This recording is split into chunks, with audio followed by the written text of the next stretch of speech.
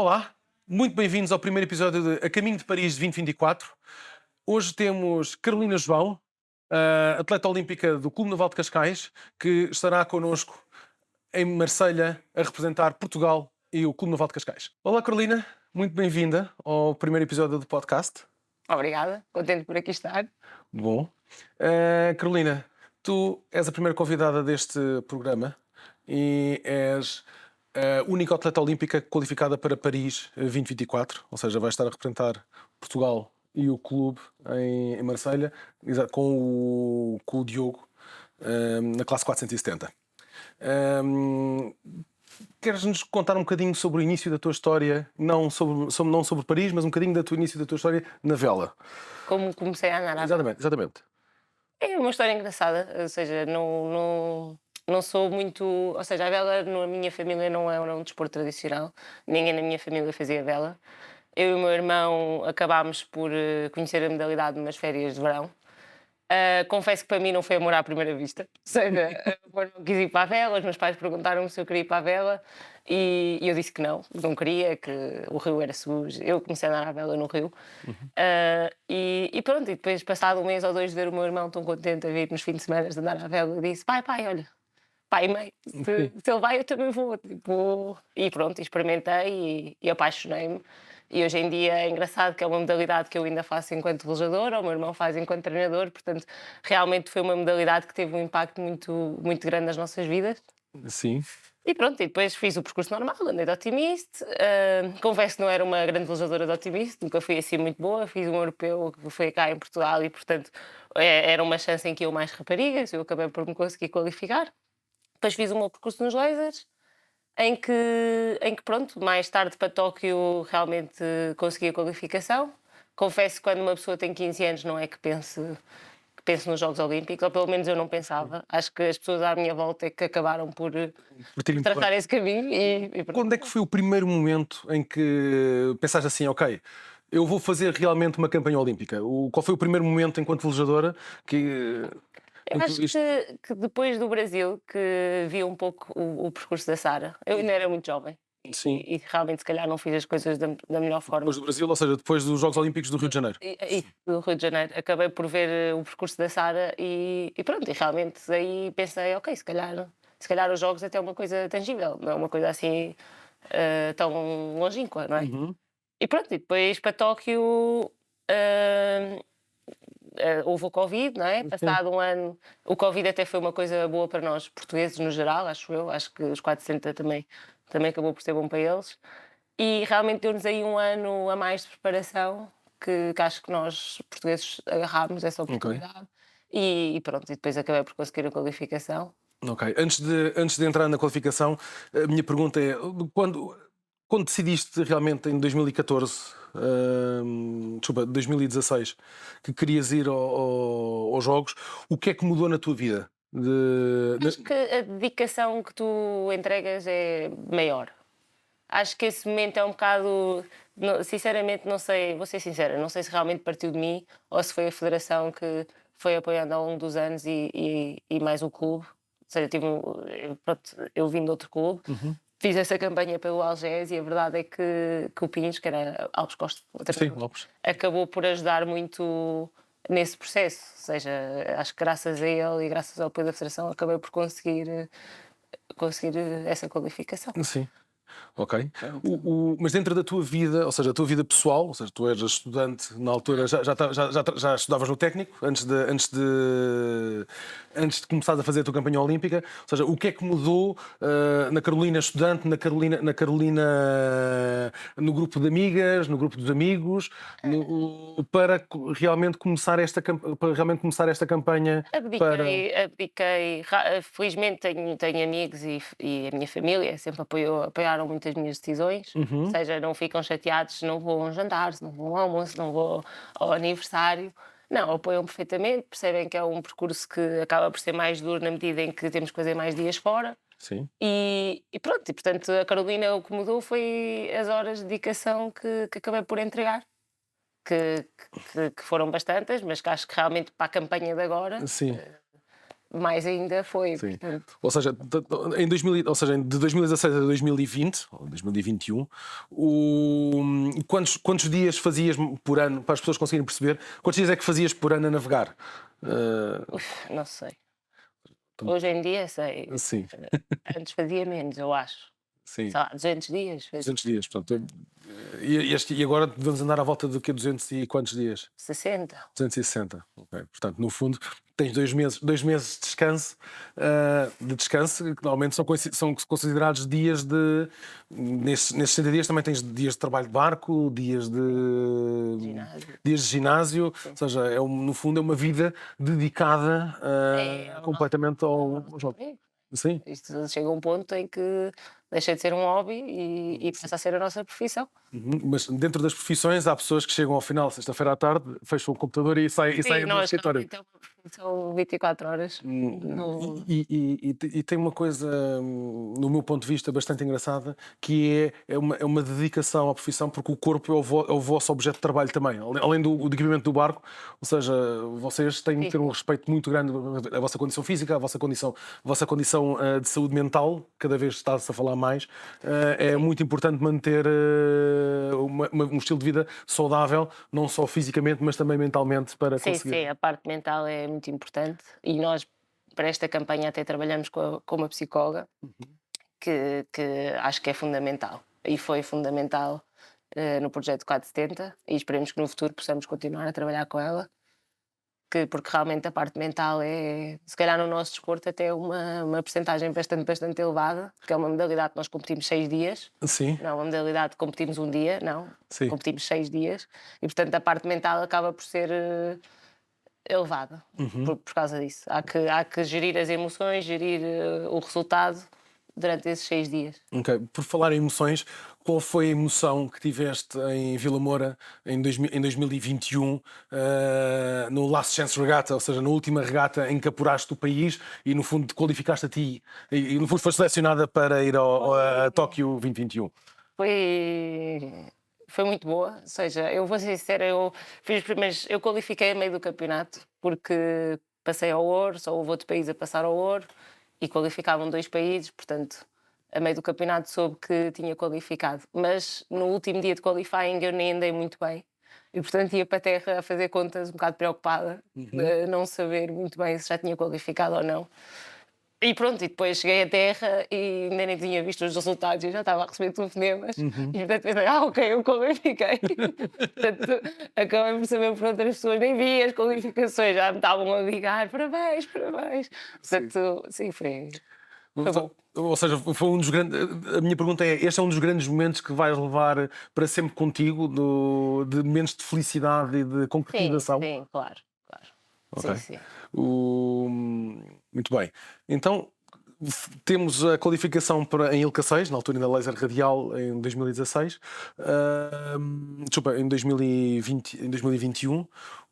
Quando terminam os jogos e lembro perfeitamente de conversar contigo sobre o tema e não tinhas a certeza que se querias continuar ou não na mesma classe.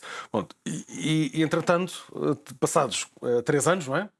Tudo Ou bem. seja, mudaste de classe, uma classe completamente diferente, com umas funções diferentes a bordo. Conta-nos um bocadinho sobre como tudo começou Sim, primeiro. quase que passou a ser isto. Uhum, Portanto, infelizmente na nossa modalidade não há muitas mulheres, é uma realidade. É uma coisa que nós temos que combater em conjunto. uhum, E então o Diogo acabou-me por perguntar se eu queria realmente fazer 460 com ele. E pronto, e eu na altura disse: Olha, não sei, tenho que pensar. Realmente uma campanha não é um ano, são 3, nesta até é um bocado mais curta, foram 3 anos. E portanto disse: Olha, tenho que pensar. Depois aqui em Cascais, logo depois de jogos, ele disse: Olha, mas eu trago o barco, experimentamos. E pronto, eu realmente vi que o projeto poderia ser realmente bom. Ou seja, o Diogo é um excelente velejador. Falei com o Aaron, que era o treinador, perguntei-lhe se ele ia seguir. Ou seja, para mim era claro que o Aaron seria uma peça fundamental deste projeto, porque acho que o treinador realmente é uma pessoa muito, muito importante na nossa preparação. E, portanto, sim, vi que realmente era um projeto que tinha pernas para andar, vi que teríamos boas condições e disse, ok, olha, por que não? Vamos experimentar. Ok. A minha pergunta é, durante este processo, as pessoas acham que os processos são completamente lineares. Eu acredito que os processos não são lineares. E acredito que existe muita dúvida interna. A primeira vez que foste andar de 470, ou as primeiras vezes, os primeiros treinos, são treinos bastante exigentes, porque, ou seja, a tua posição, agora quando passaste para a proa, É tudo é diferente. tudo diferente. Como é que foi voltar a acreditar no... Eu acho que o primeiro ano para nós foi bastante duro. Se calhar mais para o Diogo até, porque realmente o Diogo andava com o Pedro, já estava habituado a ter um proa de excelência Uhum. e passou a ter um proa pronto, que não era uma proa, não é? No final de Sim. contas sempre andei ao leme. E portanto foi um ano bastante duro, um ano em que pudemos muitas horas, um ano em que para mim, sei lá, andava constantemente à castada no barco. E pronto, esse primeiro ano treinávamos mais horas no mar, lembro-me perfeitamente de estar nas Canárias e os treinos eram no mínimo 3, 4 horas. Final da terceira hora eu já estava. Já não servia para nada, andava para lá e dizia: Olha, Diogo, desculpa, tipo, já estou só. Preciso. Sim, eu já percebi, mas pronto, tranquilo. Ok. E portanto foi um ano duro para os dois, ou seja, um ano em que houve algumas discussões, em que aí a psicóloga também acho que fez um trabalho espetacular, porque eu e eles acabamos por ser pessoas muito diferentes. Eu sou uma pessoa mais sentimental, acho que toda a gente no mundo da vela sabe isso. Sou uma pessoa que chora muito, que ri muito, mostro muito as minhas emoções. E o Diogo é um pouco o oposto, é uma pessoa mais racional. Portanto, é engraçado também ver se aproveitarmos os dois lados bons. Também somos pessoas que nos conjugamos muito bem. Uhum. E pronto, e depois ao final de um ano, pronto, os resultados foram melhorando, a técnica no barco foi melhorando, a vontade no barco foi melhorando e até hoje vemos sempre que ainda há essa evolução. Uhum. E portanto é o que nos deixa bastante motivados, é nós paramos e vamos treinar e no estágio a seguir já vemos realmente esse salto, ainda é visível. E portanto, Ok. Hum, Durante esta campanha, ou seja, estamos a falar já de 2021 a 2024, em que começas completamente do zero, numa classe nova, numa posição nova, ou seja, exatamente com a mesma ambição, com os mesmos objetivos. Temos a meio desta campanha a primeira qualificação. Eu lembro-me perfeitamente, antes de vocês saírem de Portugal para irem para a Holanda, para o Campeonato do Mundo, que o objetivo era qualificar, e se qualificassem era um excelente resultado. Vocês terminam o campeonato a fazer uma medal race, ou seja, naquilo que era a expectativa, muito acima daquilo que vocês estavam a planear. Queres-nos contar um bocadinho sobre esse momento, sobre esse campeonato em si? esse ano tivemos um bom ano, ou seja, fizemos várias medals, fizemos sempre oitavo país, ou seja, entre o oitavo, nono, décimo, sétimo. Portanto, sabíamos que realmente entre países qualificavam 8 na Holanda. E França não conta, portanto, 9 para os campeonatos normais. E portanto, sabíamos que em termos de resultado, nós já tínhamos conseguido provar que conseguíamos estar dentro dos 8 países. E portanto, para mim, para o Diogo, sempre foi claro que o objetivo era qualificar, porque já tínhamos provado a nós próprios que estaríamos nesse lugar. E lembro-me que a pressão fora nossa nem nos puseram muita pressão e, portanto, a conversa até era, pronto, se não qualificarem agora, não se preocupem, há mais 2 fases de qualificação e entre nós até olhávamos um para o outro e pensávamos, não, mas nós queremos qualificar já, ou seja, nós achamos que temos potencial para qualificar. E, portanto, depois no Mundial acabámos por nem começar muito bem, pronto, mas nas finais realmente andámos bem, já começa a ser um padrão. E vimos que realmente estávamos nesses lugares. E pronto, até acho que somos pessoas que com pressão até funcionamos bastante bem.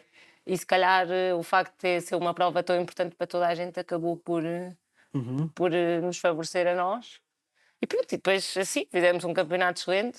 Acho que até nós próprios ficámos impressionados, porque realmente qualificar à primeira numa fase inicial do projeto era uma coisa que nós nunca na vida diríamos que fosse possível quando começámos. Portanto, no primeiro ano tínhamos nunca na vida, vamos qualificar no primeiro ano. E passado um ano já dizíamos que se calhar temos hipótese de qualificar. E portanto é a prova que o trabalho e o esforço Sim. e a dedicação. o- o- eu acho que o trabalho, o esforço e dedicação são 90% dos ingredientes da campanha. Mas falaste há bocadinho do Aron, do vosso treinador. Explica-me um bocadinho sobre o papel que tem o Aron dentro da vossa. É grande. Ou seja, toda a equipa técnica tem um papel Uhum. muito elevado. O Aaron, sem dúvida, que tem um papel elevadíssimo. Ou seja, ele. E acho que é o treinador que nos ajudou muito, sempre nos ajudou. Foi tripulante, portanto, para mim. Ai, proa. Sim. Em espanhol, é que se escreve. Foi proa. E, portanto, é uma pessoa que realmente me ajudou muito no primeiro ano. Ou seja, em termos de técnica, é um treinador, para mim, o melhor treinador que existe na frota do 470. Vou ser sincera. E é uma pessoa que sim, ou seja, é uma pessoa que se tiver que entrar no barco e dizer, olha, Carolina, tu tens que pôr o pé aqui, pôr a mão ali, fazer assim. Portanto, formou-me como proa desde o zero. E pronto, acho que para mim e para o Diogo teve um papel, já era treinador do Diogo antes, Uhum. passou a ser meu treinador e foi uma pessoa que eu digo, quando acabei o Mundial, eu disse-lhe: Arão, este resultado é graças a ti, aos nossos parceiros de treino, porque a verdade é que aí a Bia e o Rudi também têm um papel, porque realmente termos um barco para treinar connosco é bom. E pronto, eu disse: Arão, olha, este resultado é graças a ti, tipo, isto é tudo tu. E ele dizia: não, isto são vocês, é o vosso trabalho, pronto, o nosso trabalho. E sem dúvida que ele teve um papel fundamental. O Moisés, que é o nosso preparador físico, também o teve. Sim. Também não é descartar, porque teve um papel importantíssimo. Eu vim dos lasers, tinha zero força de tronco, zero. Punha-me no trapézio para sair à mão, era uma coisa que a mim me custava. E hoje em dia já consigo sair, já consigo remar, já consigo. E, portanto, o papel do treinador físico também acabou por ser fundamental. Ok. Portanto, temos aqui neste momento, já falámos sobre a psicóloga, falámos sobre o treinador, que é o Aron, e falámos sobre o João Moisés, que é o preparador físico. Mencionaste aqui duas pessoas que são muito importantes, tanto para ti como para o Diogo, que é a Bia e o Rudi. Portanto, são os vossos parceiros de treino.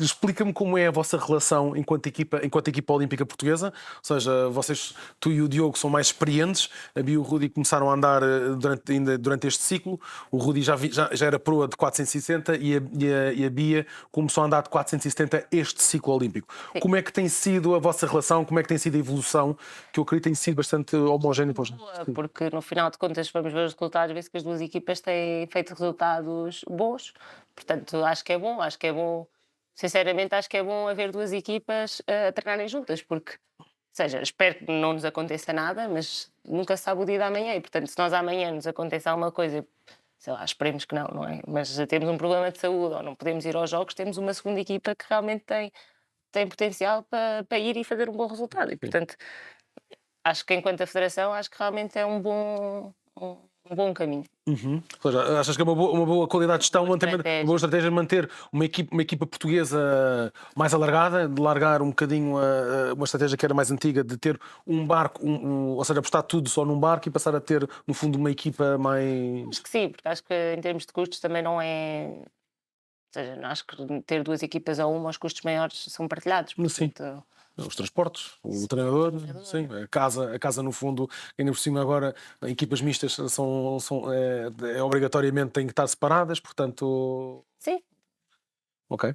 Bom, voltando um bocadinho atrás e voltando agora à pessoa da Carolina,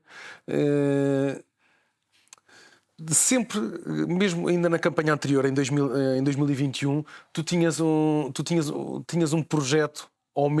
Tinhas um projeto de vela ao mesmo tempo que a tua campanha olímpica. No fundo, para tentar explicar a quem nos vê, como é que tu geres a parte da Carolina, a profissão de velejadora olímpica, não é? De velejadora olímpica, e o segundo projeto, que no fundo seria um projeto também com bastante seriedade, fizeram um excelente resultado no Campeonato do Mundo, da SP20.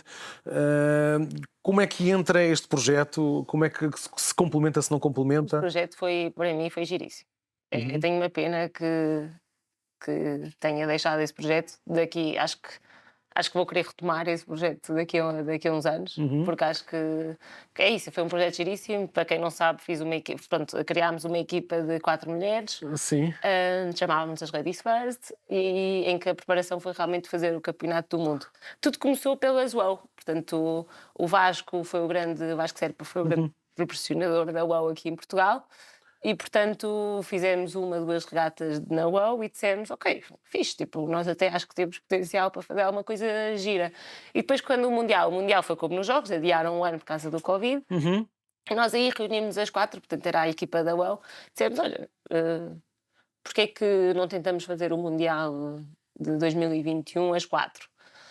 E realmente depois o Vasco ajudou-nos a alcançar isso. Portanto, tivemos um apoio bastante significativo pela parte dele e pela Cel Cascais, e portanto acabámos por fazer esse projeto. Andámos as 4, Sim. fizemos alguns treinos, algumas regatas. Houve muitas regatas que eu não podia ir porque realmente não tinha disponibilidade. Chamávamos alguém para ir com elas. Sim. Portanto, normalmente alguém ia ao leme. E foi assim. Fizemos alguns treinos depois dos Jogos Sim. e depois do Mundial. Mas a grande questão é a diferença. Este projeto era um projeto mais de lazer, ou continuavas exatamente com a mesma ambição desportiva que tinhas para os Jogos? Acho que a ambição está sempre lá, não é? No final de contas, acho que todos nós que fazemos regatas somos todos competitivos, todos queremos ganhar, todos queremos fazer o melhor possível. Portanto, a ambição está sempre. Claro que é um projeto mais amador, na medida em que não ponho nem metade das horas que ponho na vela olímpica, não é? Mas a ambição está sempre presente, nós queremos sempre fazer o melhor. Mas e agora a questão que se põe é há várias teorias dentro da vela. Uma é a hiperespecialização, a outra é, ou seja, tentar dar o maior número de horas de mar em diferentes classes para que as pessoas consigam aprender mais. Tendo em conta esta tua versatilidade ou seja, no mesmo ano de Jogos Olímpicos, ano de laser radial ou de Ilka 6, e também tenho um projeto de SB20.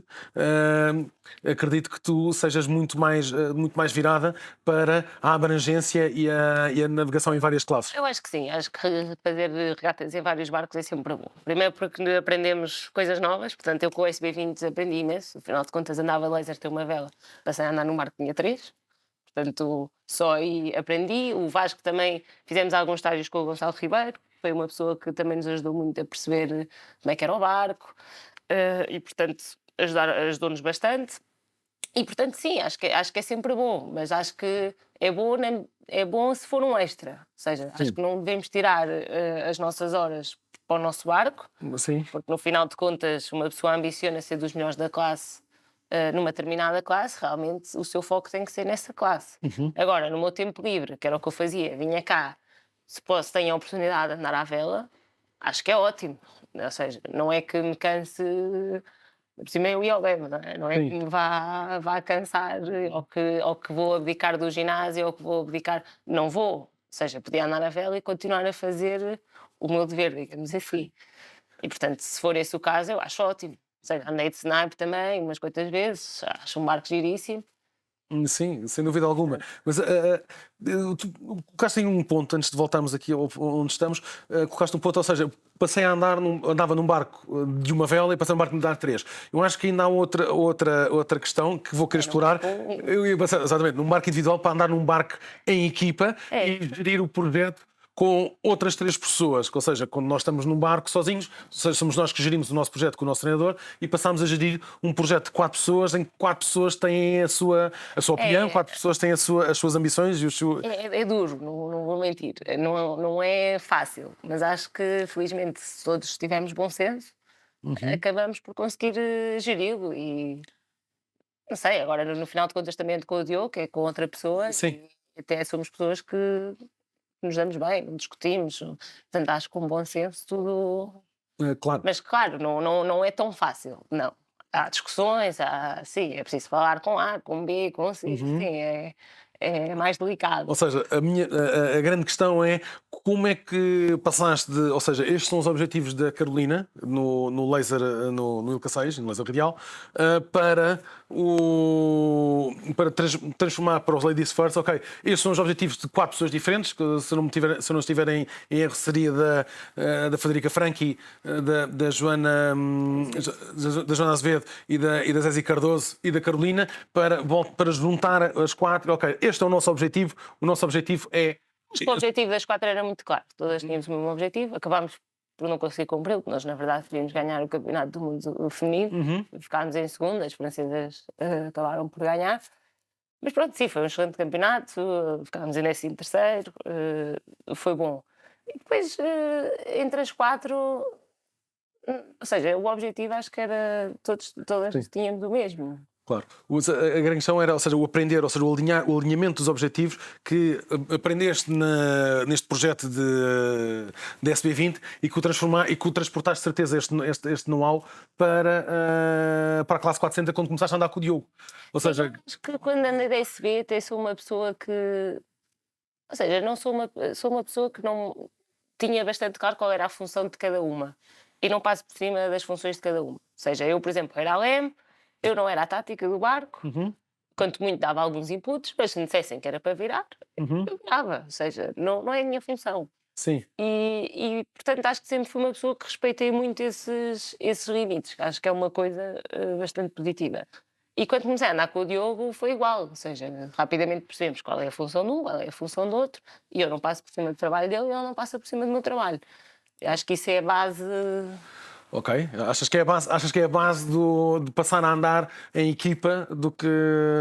Sim. Mas cada um tem que ter a sua função e tem que respeitar a função de cada um. Claramente, se uma pessoa estiver a falhar muito na sua função, ou aprende, ou então se calhar a função tem que mudar de pessoa, não é? Sim. E pronto, e acho que é uma questão de gerir isso. Ok. Muito bem. Puxando outra vez o tema para a classe 470, dentro das funções e agora passando já para 2024, tu e o Diogo acabaram de fazer um excelente resultado no europeu. A minha pergunta é o que é que mudou? O que é que tem vindo a mudar dentro de vocês, obviamente, a parte da melhoria do domínio do barco, da técnica do barco? O que é que achas que está a acontecer para que vocês agora cada vez mais tenham resultados cada vez mais de excelência nesta classe? Conjunto de coisas, além disso da melhoria técnica, que é uma parte muito, muito importante. Sim. Acho que era o que dizia, já somos duas pessoas experientes, já fomos os dois a uns jogos, sabemos o que é uma campanha olímpica, somos pessoas que acho que somos bastante profissionais, na verdade. Era o que eu dizia, nós não discutimos muito. Somos muito pragmáticos, ou seja, eu acho que isto está bem, eu acho que isto está mal. Ok, a minha opinião é esta, eu acho que a solução é X. Somos pessoas que nos entendemos nesse aspecto bastante bem.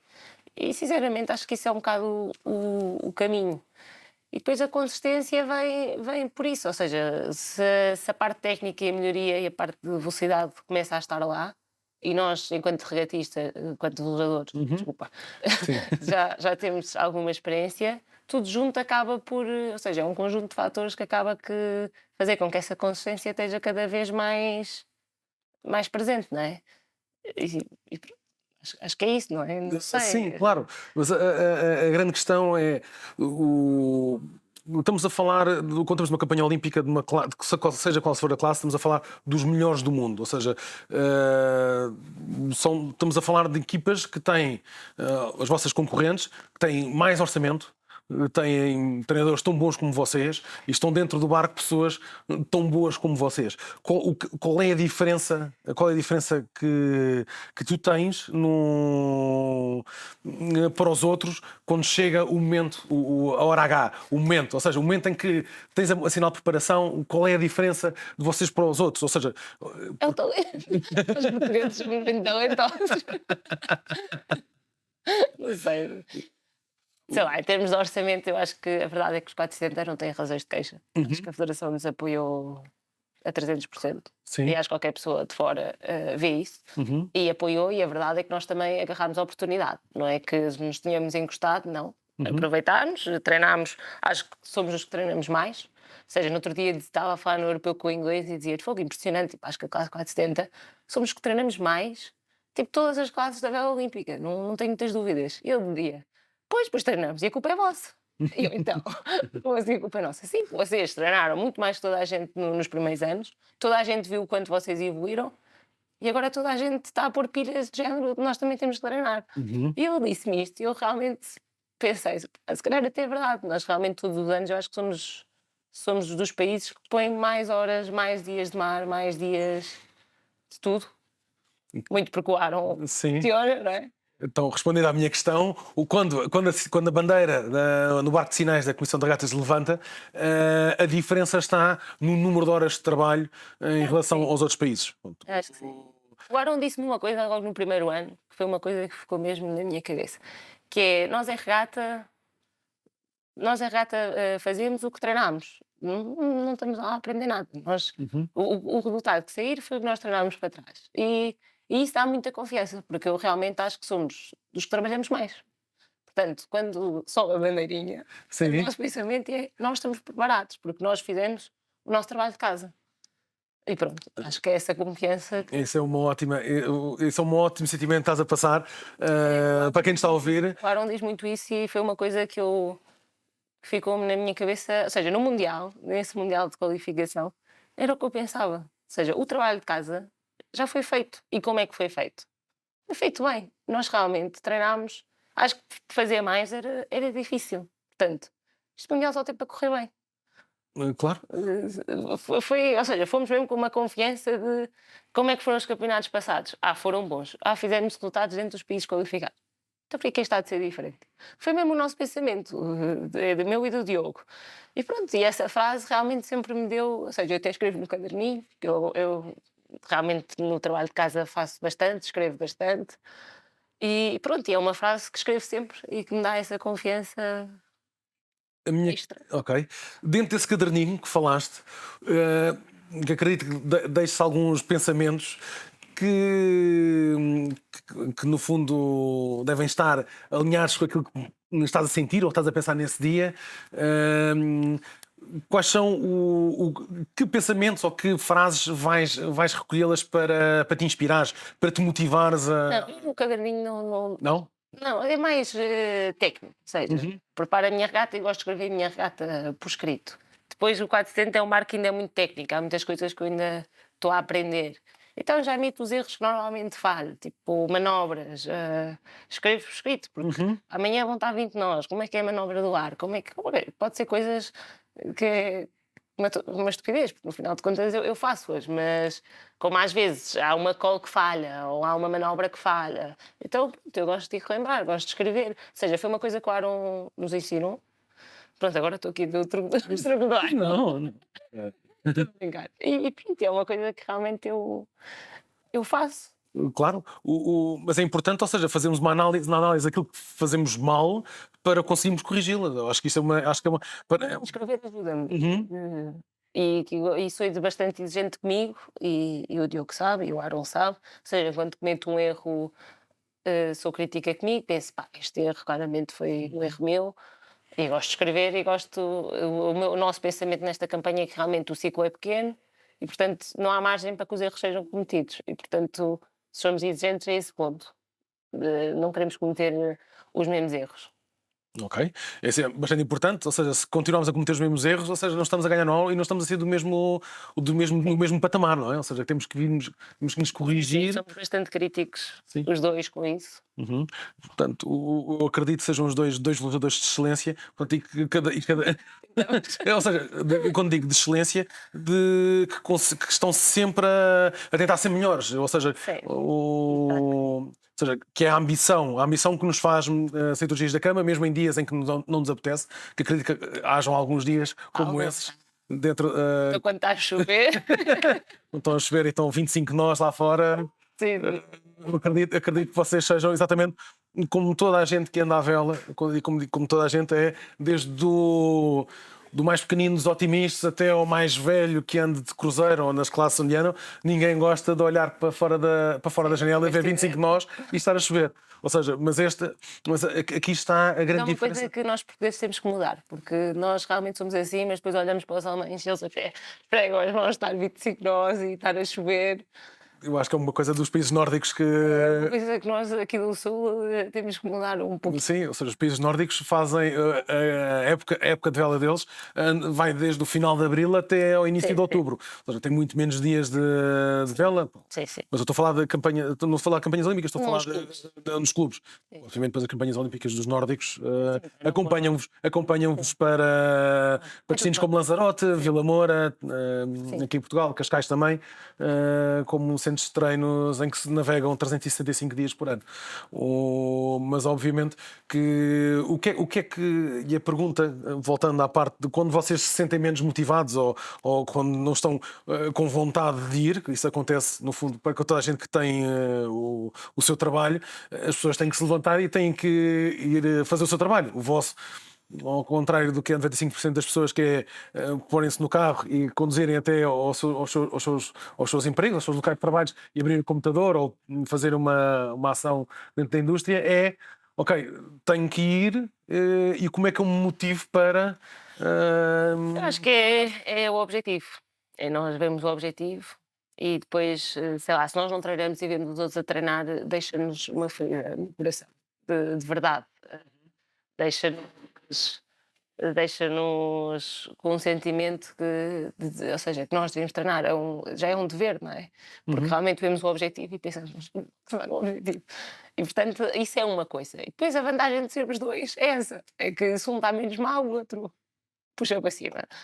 Umas vezes sou eu, umas vezes é o Diogo. E portanto aí acho que a vantagem de sermos dois, ou neste caso de quatro, porque somos duas equipas, é sempre que uma está pior, a outra tenta puxar para cima. E acho que isso é bom. E a minha pergunta é se o Aaron também entra nessa, ou seja, o vosso treinador também entra aqui para vos puxar, para vos inspirar, para vos trazer e a ser pessoas melhores, porque no fundo acaba sempre por vocês, além de atleta, são pessoas. No primeiro ano eu tentava, fazia mais horas, cansava muito, tinha que dormir a sexta sim ou sim, não recupero bem e portanto o Aaron aí, tipo, se eu tivesse um problema no barco ou bulwark para fazer, ele acabava por quase fazer as minhas horas para eu poder ir descansar, para poder ir treinar no dia a seguir.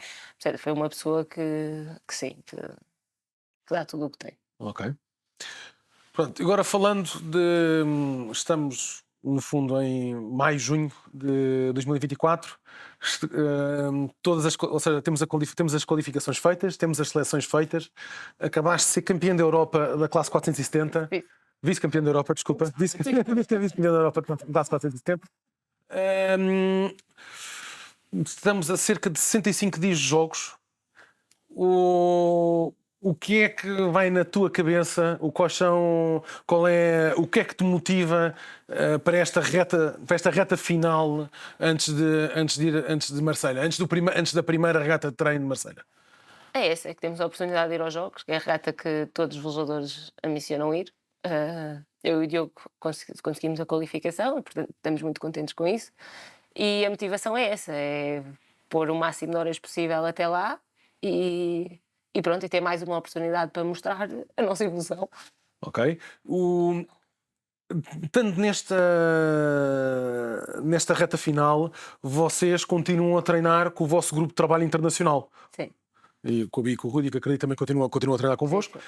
Vocês não existe aquela parte do ok, agora estamos qualificados, estamos selecionados, vamos nos fechar cada um para o seu lado para ir para o. Ou seja, Não, no nosso grupo de trabalho, pelo menos, não. E achamos que não é essa a forma de chegar longe. O vosso grupo de trabalho internacional, corrija-me se estiver enganado, são os italianos. Sim. Que qualificaram agora em. Eles, na verdade, ainda não é bem oficial. Ainda não é oficial? Não Okay. sei, ainda não se sabe qual dos italianos. Mas pronto, mas o país está qualificado, é correto? Diz-me só quem que são o outro país também é vosso. Estados Unidos. Os Estados Unidos, ok. O Stu e a Lara. Ok. Que também estão qualificados para ir. Também estão qualificados. Qualificados e selecionados. E depois o Jordi junta-se e a Nora acabam-se por juntar a maior parte dos treinos, mas pronto, não fazem parte do grupo, mas mas treinam bastantes dias connosco. Ok. Portanto, é um grupo bastante talentoso, é um grupo bastante. Sim, cada um tem as suas partes positivas e, portanto, achamos que nos complementamos bastante. Ou seja, ou seja, aquilo que é o vosso grupo de trabalho até aos jogos, eh, achas que estas quatro equipas que referiste têm capacidade de fazer tão bem como vocês, ou fazer melhor? Sim, ou seja, o Jordi, a verdade é, os espanhóis são candidatos a medalha. Acho que não é novidade para ninguém, fazem pódio em todos os campeonatos. Deixa-me só dar-te aquilo que poderia ser. O Jordi se fará a medalha, sendo muito provável que faça a medalha de ouro. Não sei, Não achas que não? Pronto, ok. é possível, mas a francesa também é candidata à medalha Uhum. e também tem feito sempre pódio. Mas pronto, a vela, o bom da vela é que não é uma receita e não é como os outros desportos que há tempo e que a pessoa já sabe mais ou menos que, ok, este realmente vai fazer, este também, por tempo. A vela é uma semana que ou nós temos a nossa semana, podemos estar na nossa semana ou podemos não estar, não é? Claro Sim. que quanto mais treinamos, mais probabilidade temos de nós estarmos na nossa semana. Claro. Mas é um desporto em que é giro por isso, em que várias coisas podem acontecer. Mas diria que sim, que os franceses e os espanhóis neste momento estão num patamar um pouco acima dos outros. Uhum. Ok. Portanto, fazendo a pergunta clássica, qual é o vosso objetivo para este ano, para Paris? E sim, eu não gosto muito de dar objetivos de resultados, vou ser sincera, porque acho que é sempre aquela pressão acrescida que nós não Uhum. precisamos de pôr em nós próprios. Mas, sendo realista e olhando para os resultados que temos vindo ao longo dos anos, nós nos últimos 2 anos estamos muito consistentes ali no top 8, top 9, top 10. Portanto, diria que a nossa ambição é realmente fazer um diploma olímpico e esperemos que sim. Pronto, e se tivermos a oportunidade para ser melhor, de certeza vamos agarrar essa oportunidade. Ok. E sendo realista, com pés assentes na terra, como nós gostamos, também sonhar alto é bom, mas é bom ter. Manter a realidade, ou seja, manter os pés na terra. Ok. Bom, Carolina, chegamos ao fim. Em nome do Clube de Cascais, em nome de todos os sócios que nos estão a ver e que nos vão ver, muito boa sorte para ti e para o Diogo em Marselha, em agosto. Toda a gente vai-vos seguir e toda a gente vai torcer por vocês nestes jogos. Muito obrigado. Obrigada também ao clube por me terem recebido. É um clube que sem dúvida eu estou contentíssima. Adoro as pessoas que trabalham cá e adoro cá estar, tu sabes. Portanto, eu quando estou no meu tempo livre, muitas vezes venho para o clube não fazer nada, ou seja, vou ao ginásio e depois fico aqui com vocês. E portanto, obrigada e obrigada por me receberem. Ok, obrigado.